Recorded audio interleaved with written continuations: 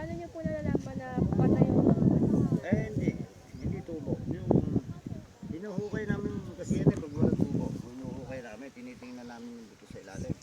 O nakakain ng langgam. O pag nakakain ng langgam ay balat na layo, wala nang lamaloob, no?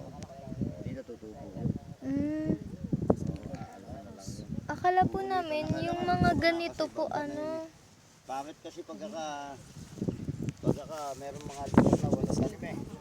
ito po pala talaga yung ng mais. Akala namin yung mga ganitong bunga, yan yung palay. Yung pala damo lang siya.